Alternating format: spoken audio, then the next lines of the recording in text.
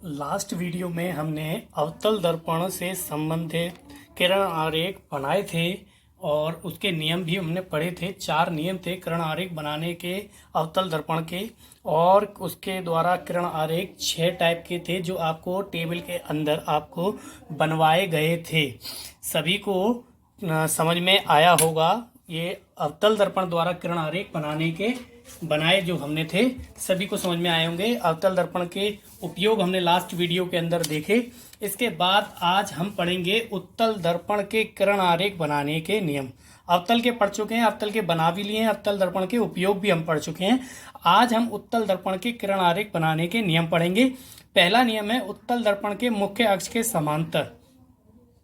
उत्तल दर्पण के मुख्य अक्ष के समांतर प्रकाश किरण परावर्तन के पश्चात दर्पण के मुख्य फोकस से अपसरित होती प्रतीत होगी। चलिए देख लेते हैं। हमारे पास एक आपका क्या है, उत्तल दर्पण है, और उत्तल दर्पण ये क्या है, मुख्य अक्ष है। ये क्या है, आपकी मुख्य अक्ष है। जब कोई प्रकाश किरण ये इसका क्या है, एफ है, ये इसका क्या है, सी है। तो आपको बताइए मुख्य फोकस। जब कोई प्रकाश किरण मुख्य अक्ष के समांतर आती है तो परावर्तन होता है उसका। इसने बताया कि परावर्तन होता है, लेकिन इसने बताया जब कोई प्रकाश किरण मुख्य अक्ष के समांतर आती है, ये आ रही है मुख्य अक्ष के समांतर, ये मुख्य अक्ष थी, इसके समांतर प्रकाश किरण आ रही थी, तो इसने बताया परावर्तन के पश्चात वो क्या होगा, उत्तल दर्पण के फोकस पे मिलती हुई प्रतीत होती है। तो यहाँ पर आपको मिलती हुई प्रतीत होगी। कैसे, एफ पर मिलती हुई प्रतीत होगी, डॉटेड लाइन से आपको दिखाई जाएगी।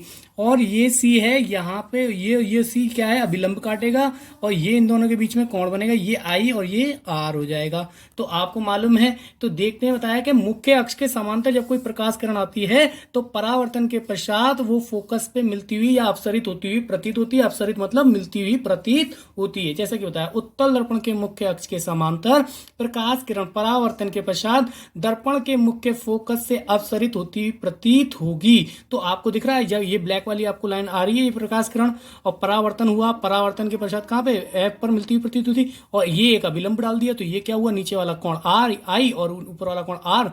आने वाली आपतित किरण होती है, आपतित किरण से के बीच जो कोण बनेगा अभिलंब, और आपतित किरण के बीच जो कोण बनता है वो आपतन कोण, अभिलंब और जाने वाली कोण यानी कि परावर्तित किरण के बीच में जो कोण बनता है उसे परावर्तन कोण कहते हैं। तो परावर्तन कोण को आर से, आपतन कोण को आई से डिनोट करते हैं।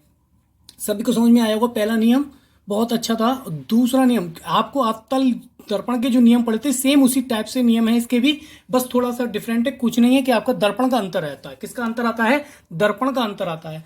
इसने बताया उत्तल दर्पण के मुख्य फोकस से गुजरने वाली किरण, अब मुख्य फोकस से गुजरेगी किरण तो परावर्तन के पश्चात मुख्य अक्ष के समांतर निकलेगी। ये नियम अवतल में भी था, आपने भी पढ़ा था। ये मान के चलिए क्या है आपका, ये आपका क्या है, उत्तल दर्पण है। क्या ये उत्तल दर्पण।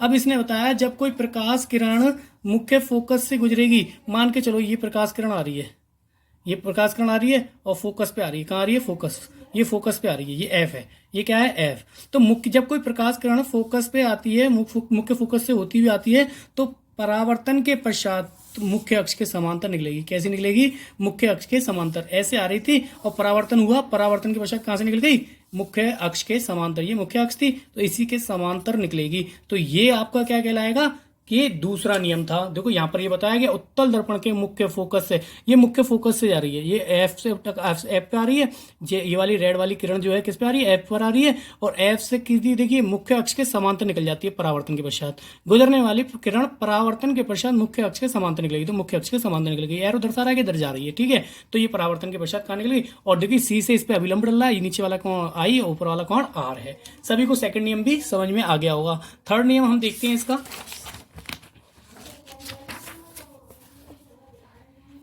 देखिए थर्ड नियम आपका क्या है, कि उत्तल दर्पण के वक्रता केंद्र की ओर निर्देशित किरण परावर्तन के पश्चात उसी दिशा में वापस लौटती है। मैं बताया था सी से जब कोई प्रकाश किरण आती है तो सी पर ही वापस लौट जाती है। तो बताया मैंने कि जैसे देखिए आपका ये क्या है, उत्तल दर्पण है, और उत्तल दर्पण के सी है ये, और सी से कोई प्रकाश किरण आई, मान के चलिए डॉटेड लाइन से दर्शाते हैं फिर था, जैसे ही सी से आई, ये सी है, ये एफ है आपका, और सी से जब कोई प्रकाश किरण जाती है तो वो इधर आ रही थी और इधर ही वापस लौट जाएगी। आप परावर्तन के पश्चात उसी दिशा में वापस लौट जाती है जहां से वो आती है, जब वक्रता केंद्र से जाती है। ठीक है, उत्तल दर्पण के वक्रता केंद्र की ओर निर्देशित, उत्तल दर्पण की वक्रता केंद्र की ओर निर्देशित। ठीक है, जो प्रकाश जो किरण है परावर्तन के पश्चात उसी दिशा में वापस परावर्तित हो जाती है। ये अवतल में भी आपने पढ़ा था, सेम सेम इसी में भी आपका। ठीक है, इसके बाद चौथा नियम है इसका, लास्ट नियम है इसका, कि उत्तल दर्पण के बिंदु पी की ओर मुख्य अक्ष से तिर्यक दिशा में, उत्तल दर्पण के बिंदु पी की ओर मुख्य अक्ष से तिर्यक दिशा में आपतित किरण तिर्यक दिशा में ही परावर्तित होती है। मैंने बताया था जब कोई प्रकाश किरण तिर्यक दिशा में आती है तो तिर्यक दिशा में ही, ये तिर्यक दिशा में आई और ये तिर्यक दिशा में ही चली जाएगी, तिर्यक दिशा में आई और तिर्यक दिशा में ही चली जाएगी। कहने का मतलब है जब कोई प्रकाश किरण तिर्यक दिशा में आती है तो तिर्यक दिशा में ही परावर्तन के पश्चात तिर्यक दिशा में ही परावर्तित होती है। आपतित तथा परावर्तित किरणों आपतन बिंदु पर मुख्य अक्ष से समान कोण बनाते हैं। अब ये दोनों कैसे कोण होंगे? समान कोण होंगे। ये आई होगा, आने वाली किरण से, देखो ये आ रही थी किरण, तो आने वाली किरण से आई और नीचे जाने वाली किरण से आर, तो यानी कि परावर्तित कोण जो होता है आर होता है वो आई होता है। ठीक है, जैसे कि आपको चित्र के अंदर दिखाया गया है। और पी आपका ध्रुव है, सभी को पता ही है। ठीक, इसके अंदर आपके फिर नियम है उत्तल दर्पण द्वारा बने प्रतिबिंब की प्रकृति, स्थिति तथा आपेक्षिक आकार।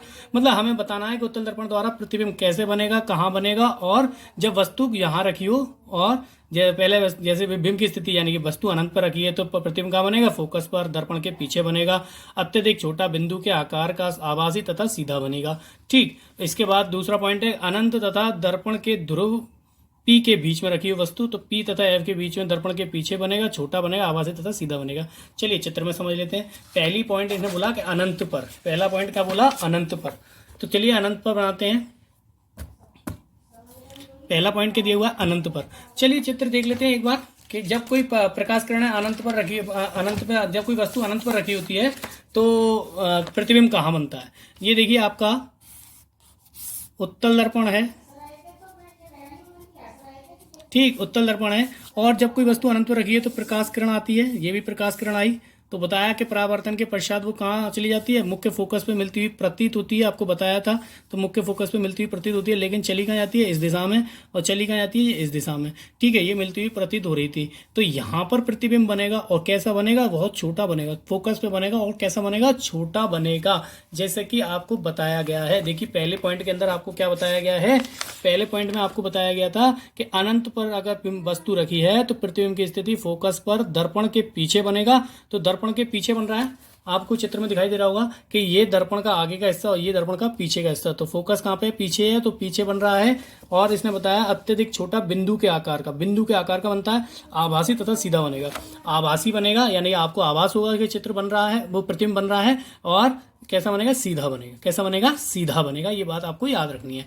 अगला पॉइंट देखते हैं। अगला पॉइंट है, इसने बोला अनंत तथा दर्पण के ध्रुव के बीच, अनंत तथा दर्पण के ध्रुव के बीच। तो देखिए अनंत तथा दर्पण के ध्रुव के बीच एक कंडीशन थी यहाँ पर भी, जो आपने 6 पॉइंट पढ़ा था अवतल दर्पण के अंदर, लास्ट पॉइंट था। अब यहाँ पर भी ऐसी सेम पॉइंट है कि अनंत तथा दर्पण के ध्रुव के बीच अगर रखी होती है तो चित्र का बनता है पी तथा एफ के बीच बनेगा, पी तथा एफ के बीच बनेगा, और छोटा बनेगा, आभासी तथा सीधा बनेगा, आभासी तथा सीधा बनेगा। चलिए देख लेते हैं कैसे बनता है, कहाँ बनता है। इनने बताया अनंत तथा ध्रुव के, अनंत तथा दर्पण के ध्रुव पी के बीच में अगर वस्तु रखी होती है। ठीक है, वस्तु रखते हैं, ये रखिए वस्तु। ठीक है, ये आपका ध्रुव है दर्पण का, और आपका अनंत के बीच में रखिए, दर्पण के ध्रुव और अनंत के बीच में वस्तु ये रखिए। ठीक है, ठीक, आप सभी को समझ में आ रहा होगा, आप सभी को समझ में आ गया होगा कि ये दर्पण का ध्रुव है, और ये क्या है? अनंत, अनंत के बीच में, ये अनंत मान के चलो, यहाँ पे अनंत है, और ये अनंत, अनंत और ध्रुव के बीच में वस्तु है। तो ये यहाँ पर ये भी बताया अनंत तथा दर्पण के ध्रुव के बीच में।